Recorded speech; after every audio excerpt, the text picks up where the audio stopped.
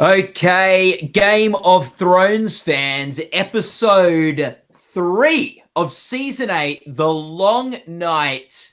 One of the biggest battles, or if not the biggest battle in television or film history. The episode everyone's talking about, and we here at Gold Derby are here to break it down. We're going to be breaking down the battle and our favorite moments, and also the Emmy and awards chances of Game of Thrones and this episode. I'm Matt Noble, joined here by Luca and Riley. And Riley, what was your big takeaway from the episode? Well, not a lot of people died. So all the major players are still there, and I guess the show is now going to be about the battle for the throne again, as opposed to this, zombie force that has been coming for several seasons. Yeah. Luca? Well, the first thing was that's probably the most stressful 82 minutes of television I've watched. I was on the edge of my seat the entire time. And there's a lot about the writing that I don't like, but I don't think anyone can deny that the episode made television history because it was visually stunning, even if there are some scenes that were a bit too dark, but I'm guessing we're going to get into that later on. Yes, so let's Rose made a good point. Like, there was a lot of expectations for huge deaths, big death count. For sure, a lot of people died in this episode. But I would say coming out of it, that our crew, our merry band of soldiers and things came out quite well from the battle. I think probably the big deaths were... by the way, there's going to be spoilers for Season 8, Episode 3 in this chat. The big deaths were Theon Greyjoy, I would say, big moment. Perhaps... not unexpected, considering they decided to give this guy a key spot guarding the king. And probably Jorah Mormont, who's been by Dany's side. And two characters that have been with the series since episode 1 of the show. So that's always, there aren't a huge amount of characters that have been there since the pilot.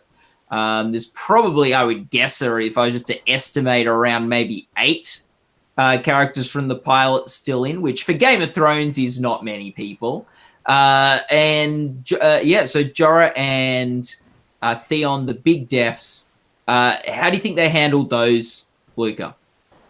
I think the big deaths were actually well executed. I think Theon's death, I don't think it was unpredictable. I think after the last 2 episodes, most people knew he was probably going to die, and I thought it was, very nice, especially if Bran giving him his last word and saying, what you did was good. I think that was a nice send-off. Him storming the Night King was interesting, but I think it was a very well-done scene. And I think Melisandre's death is actually probably my favorite death of the episode because her storyline came full circle, and it's also the last shot of the episode. I wasn't happy with the low amount of deaths, but that's, a different topic. Yeah. So the big, but let's not bury the lead completely. MVP of this battle, the person who really, in my opinion, the standout, she'll be getting the Player of the Match award at the end and everything. Arya Stark, surely. Do you agree? Do you agree, Riley? Sure. I mean, she can fly now. She can just appear. So those are great skills to have in battle. Yeah, she killed the Night King. This is epic. A lot of people were expecting this to come later in the season. I was definitely shocked that he died here, and we've put this sort of, knock on wood, this threat to rest. And it came at the hands of Arya Stark, and a lot of people were expecting Jon Snow or Bran, but no, really great. What do you think of that, Luca? Well, I think in season 3, episode 6, that's when Arya met Melisandre for the first time, when she told her about the green eyes, blue eyes, and brown eyes. So I'm wondering if they've been setting that up since then, because if that's the case, then I'm okay with Arya killing the Night King. But I'd be lying if I didn't say I wasn't underwhelmed at first, because I don't know, I felt like the Night King was going to be there until the end. And I do question how the scene was set up with Arya really coming from behind. And as Riley said, she kind of flew from behind. But we have been building up to this moment, or her arc has been building up to this moment for many seasons now. I mean, all her training, all her fighting. So I'm kind of mixed on the scene itself, but I know so many people who loved it. Yeah, I love the moment. I thought it was so cool. It was out of left field. It was yeah, maybe she climbed the tree or so. I don't know, like came out of the branches or something.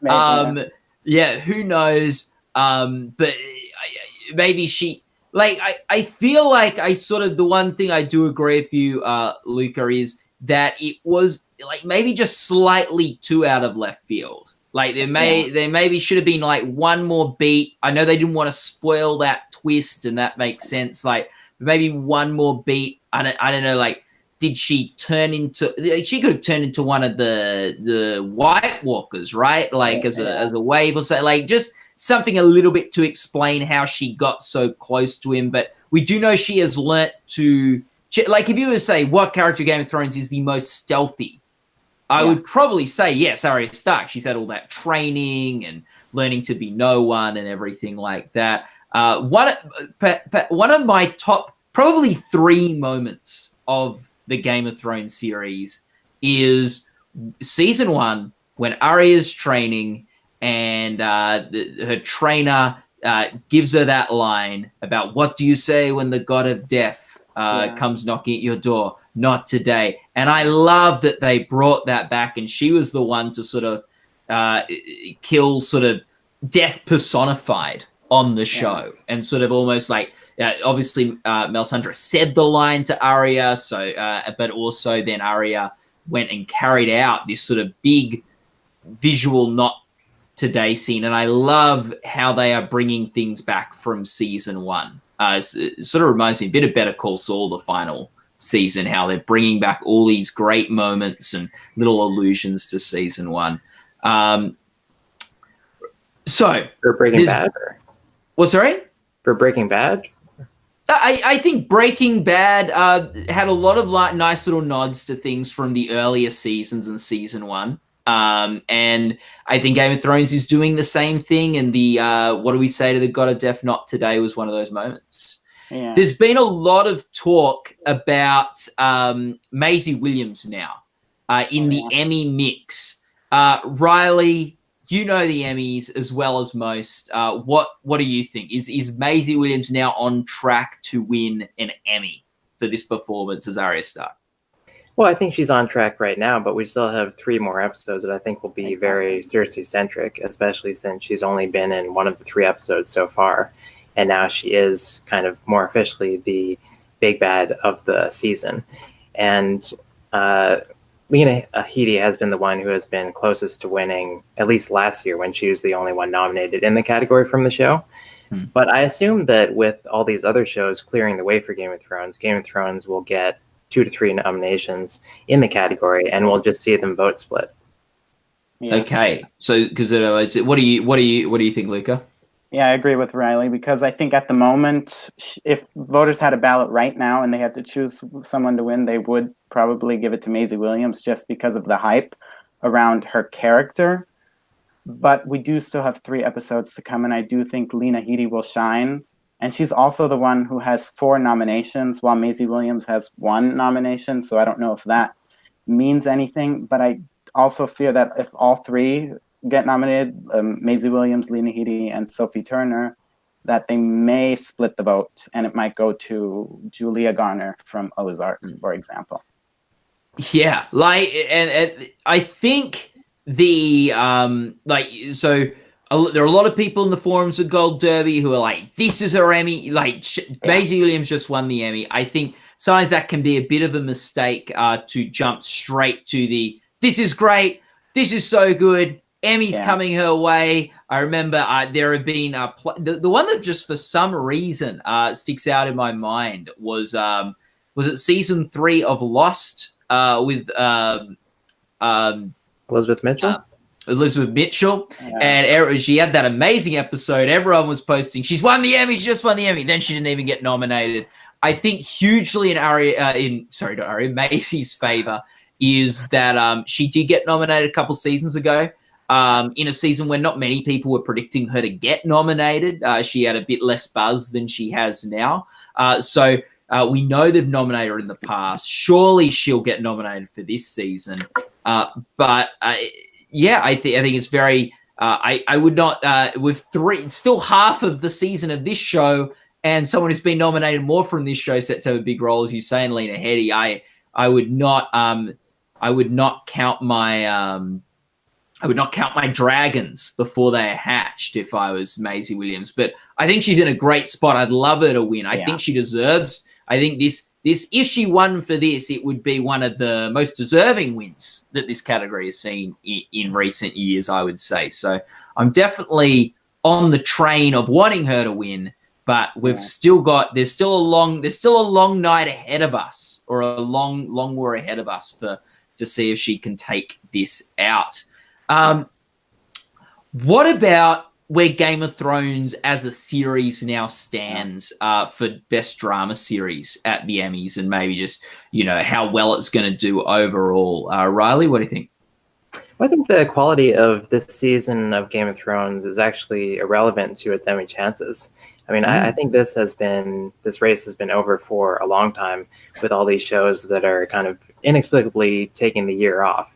Inexplicable because, like, Stranger Things finished filming back in November. It's not like they don't have the episodes if they want to put them out, but they're just holding them. And it's the same thing with The Crown and The Handmaid's Tale and Big Little Lies and Westworld. Like, all these shows are skipping because they're afraid of Game of Thrones. So we're in this position where if it's not Game of Thrones, like, what's the alternative? Like, maybe Ozark? But there's not really a clear alternative, which, is something that Chris always talks about, where you go with the one that's won before just because of inertia, unless there's something that's big that comes to challenge it. So Game of Thrones, I expect to sweep like it has never swept before, just because, it has swept like nothing had ever swept before it. For previous seasons, and now it's the final season with all this hype, and all these other shows have cleared the path for it. I think that's a sort of fair, Riley, but at the same time, like, saying quality doesn't matter. What if this was a critically, universally panned season of the series, right? Like, what's the alternative? Like, Ozark also had bad reviews for. Yeah, I think it aired a while ago, but I think Better Call Saul has had a strongish season. Like, it's never won an Emmy. It's never won an Emmy. You're right, but it gets nominated every year. It's clearly a show that they I don't know. Yeah, you're right, but I think they'd be looking elsewhere if reviews were, boy, this is the worst season. Oh, they couldn't have ended it worse. This had House of Cards or Dexter level sort of like buzz for the final season. I think so. You might be right. They might not need to do the best season they've ever done, but I think it is important that buzz is generally positive about this season, which I think so far it is. Yeah. What do you think, Luca? What do you think about his best drama? Well, I agree. I think I agree with Riley. I think it's a lock. I think there's never been more of a lock in the drama series race for a long time, at least. I think the minute it won Best Drama Series last year over The Handmaid's Tale, over The Crown, over The Americans, and even though it didn't pick up writing or directing, I think that told me everything I needed to know about this year's race, especially with the competition. I mean, I think Killing Eve is in second place in the Gold Derby odds. Oh yeah, Killing Eve. To me, that just shows you that Game of Thrones is almost unstoppable. If if the series finale is really, really, really terrible, then maybe something else wins. But even then, I have a hard time believing that this Behemoth doesn't win. And I would say the quality has been quite good of this season. Like, I think this was a great episode. Everyone's talking about it. There might be little quibbles here and there with certain elements, but it's generally been like, boy, that was an amazing accomplishment for television and things like that. I think last episode was a nice sort of different paced. I think this has been a strong season of Game of Thrones. I think it's so far stronger than last season that it won for. So I think... Yeah. So I don't think there've been any warning signs or red flags that Game of Thrones is in trouble yet. Again, if the season final is the worst ending ever for a TV series or something, and the final seasons of shows do come under more scrutiny often as well. So, but it doesn't look like that's where we're heading. Even if I'm sure there will be complaints when it ends, because I think it's going to be hard to please everyone and stuff. Even this great episode, we're going, why didn't more people die, and all these sorts of things. This episode was a mixed bag for me. Yeah. So do we think this is a good chance of winning the directing Emmy? I think it probably is in the box seat. I know we'll probably have one more big battle, I would guess, but sort of the whole night shoot and how much of a gruel this one was on everyone, I think could help it out. Yeah, I mean, there's been talk about episode 5, the other episode that Miguel Sapochnik is doing, is also a great one. David Nutter, I assume, will submit next week's episode, and then we've got the showrunners doing the finale. So we do have a lot of big contenders from this season of Game of Thrones, but I think because the showrunners and everyone has been hyping up this episode 3 specifically, for so many months, it makes it seem to me like there's a very clear push from behind the scenes that this is the one that they want to win. So I don't think we're going to get into a vote splitting scenario like we did last year, for example. Yeah, and I think there's a very good chance Game of Thrones will get 3 directing nominations this year. For people who don't know exactly how the Emmys work, each director is allowed to submit 1 episode they've done for each series they've done. So actually, this will not... The decision of Spurlock, which one of his gets nominated, will be on which one he or Game of Thrones chooses to submit. So they will choose to submit episode 3 or episode 5 for him. So that decision will be made when ballots are released, and I would imagine whichever one he submits, unless the final is just incredible. And people are talking about that being the greatest final. On the other side of the coin, maybe we'll go, this is the best final of all time. They've done it so well. I think this will probably be the episode they submit, and probably the episode that wins best directing at the Emmys. Let's sort of try to round things out now. Luca, what was some other thoughts you had from this episode, and where we're looking, what your anticipations are for where we go next on Game of Thrones? Well, as it was a very interesting conclusion, because we won't see the Night King anymore. We won't see the Army of the Dead anymore. So Cersei is ultimately our big villain now, our big bad. Yeah. And I'm curious to see how the pace actually is in the next 3 episodes. If we, dive into the next battle immediately, or if there's, 2 episodes of build-up. I'm just curious to see how they pace the episodes.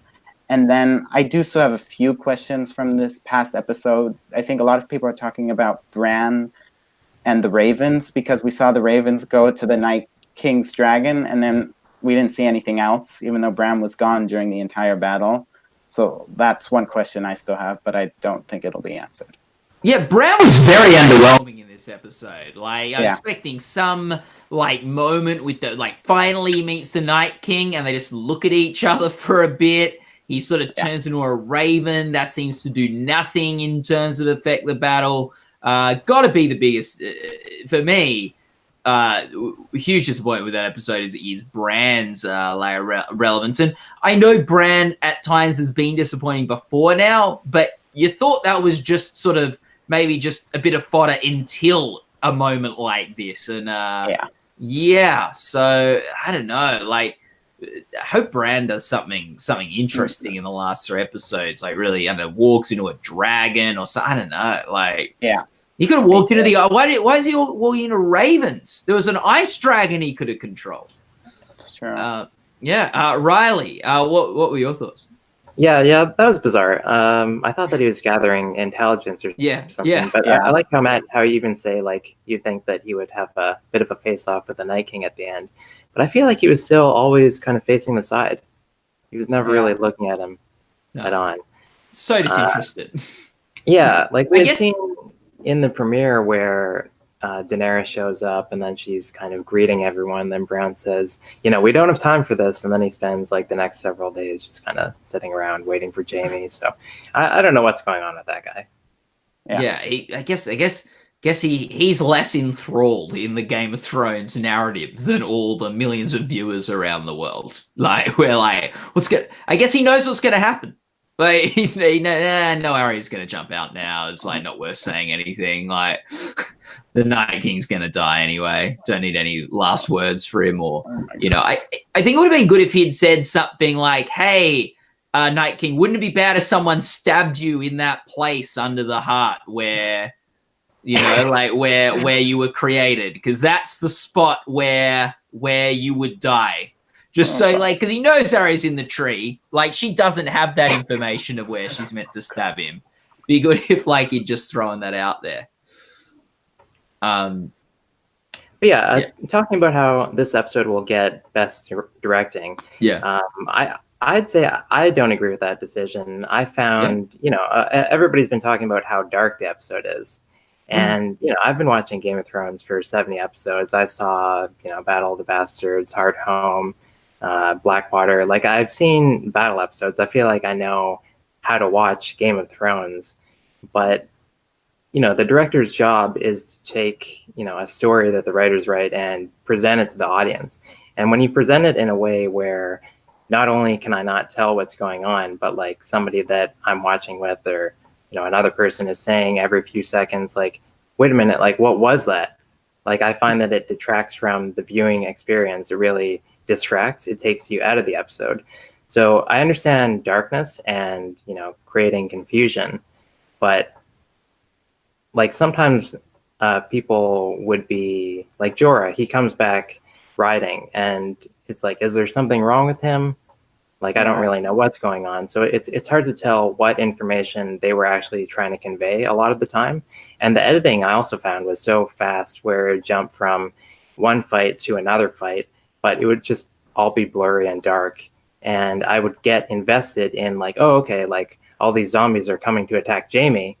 And then it would cut somewhere else. And I'm like, well, what happened to Jaime? And then it would go back to him and he's fine. I don't know. There's just a ton of stuff like that where I felt like the execution was a little bit off. I understand that it's a large spectacle, but I think that there are ways to tell large spectacles. I think it's some fair stuff there. What 3 episodes to go in Game of Thrones? Do we have a big prediction from each of you? Like, it can be, I'll leave it broad, just something that you want to call, a shot you want to call, Luca. I'll also, the light's getting in a bit. The opposite problems to the Game of Thrones episode. My show is getting too light. Very good. Luca. Well, I can give some hopeful predictions, which probably won't come true. I'm hoping that we don't have a lot of fan service in the last 3 episodes. I'm hoping that if Cersei dies, and she probably will, that her death is actually well executed and that it's not a quick death and it's not a simple death, because I think a lot of people complained about the Night King's death being very simple, and I'm hoping that our new big bad now has a very decent death and that Lena Headey gets material that she can submit for her Emmy. I gotta be honest. If I'm Daenerys and Jon, let's call off this war with Cersei. Let's just send Arya down there. It's true. Like, that's all they need to do. Like, don't worry about all this trouble with troops and other characters and things like that. Just say, hey, Arya, go down and take whatever you do with the Night King, just go and do that with Cersei Lannister. Just see how next episode will be 5 episodes in. Arya's just going to jump out of the throne room. Out of the throne and attacks and kills Cersei. Which actually, I think when Bronn gets there to meet up with Jaime and Tyrion, just send Arya back as Bronn. She still has her mask, so I'm very curious if she's gonna, put on a mask again this season. I think she has probably will. Yeah, I hope she bakes some more pies. What's sorry? I hope she bakes some more pies. Yeah. Although, to be honest, I'm a bit worried about Arya because I feel like that was such a good high for her this episode. Like, I feel like, and has she peaked too early in the Game of Thrones? Like, I'm not sure if she's going to have a dream. I don't know if Game of Thrones, you get 4 great episodes in a row where you were the hero. It actually makes me feel like she's more likely to die now. She's had this big hero moment. But I do think we'll probably see something with the faces before she goes. So, and maybe, I think A Stark will survive the season. Maybe she's the one. Riley, do you have a prediction, a shot you'd like to call? Well, something I hope to see is I would hope to see winter in King's Landing. I feel like that's been teased for a while in Daenerys' visions and things, but it's always sunny over there. I am happy that we're getting back to the Game of Thrones kind of aspect of it with the political machinations where I've never really been that invested in the Night King as a character. I don't know if many people are. So when you have, a whole bunch of good guys fighting a whole bunch of zombies, it's not hard for me to root for one side over the other, where if you have characters like the Lannisters or the Starks that I'm actually invested in, that's more interesting to me. Yeah, go ahead. Yeah, and I think a lot of the viewers, it is sort of like, a lot of the viewers probably favorite, we want to see Cersei die, we want to see Jon, Dany, Tyrion, that whole crew. But there will be a bit more ambiguity even for some of the characters. It's easy to get Jaime to join Dany and Jon in a fight against an evil zombie Night King who wants to kill everyone in Westeros.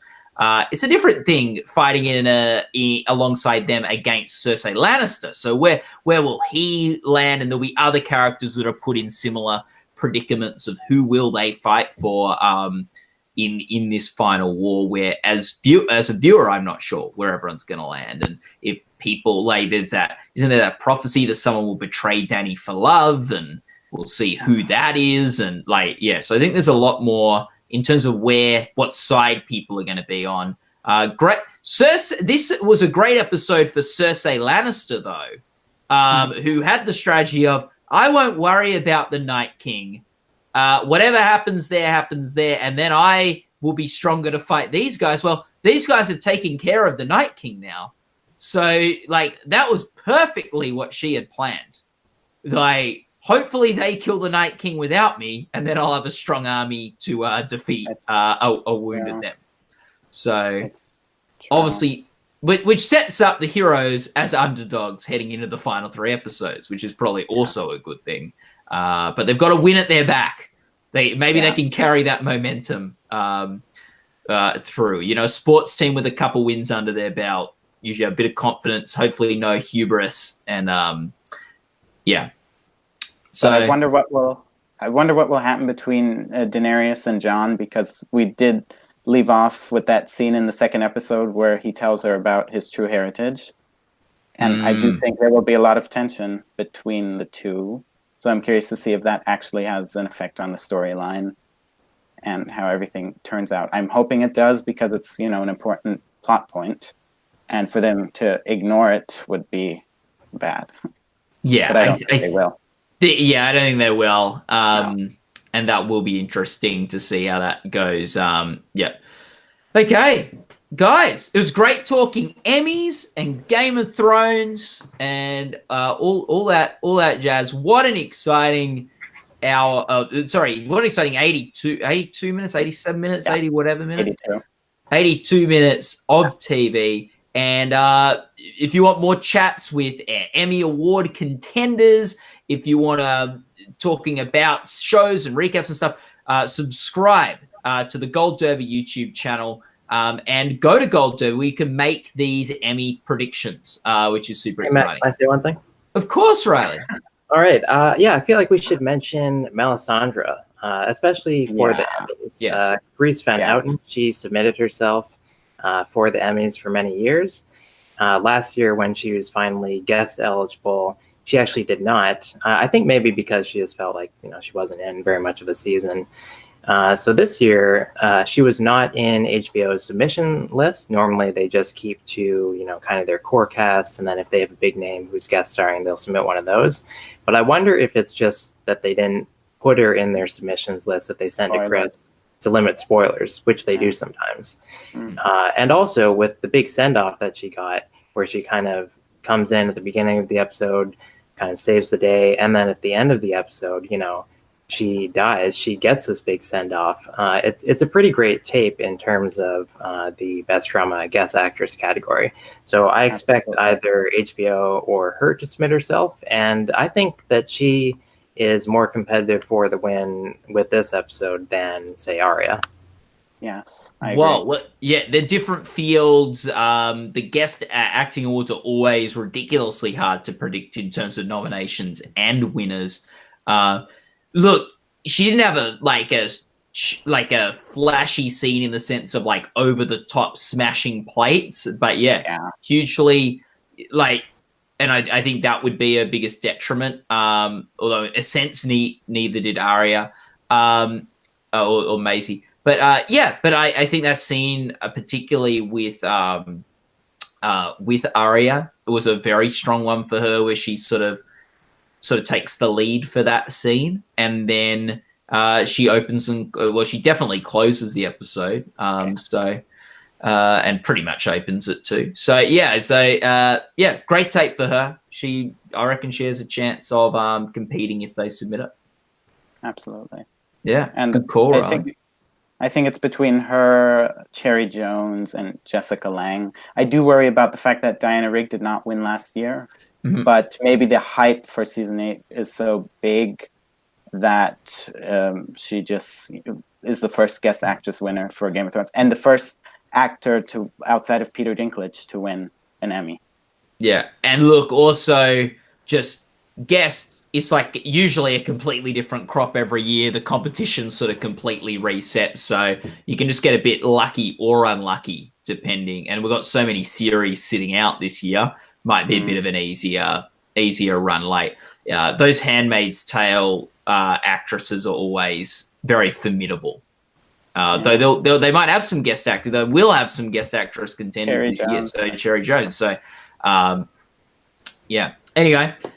Great chatting. GoldDerby.com. Make your Emmy Award predictions. Read our articles, our interviews with award contenders, all that sort of stuff. It's the place to be to follow Hollywood Awards and Game of Thrones Emmy chances.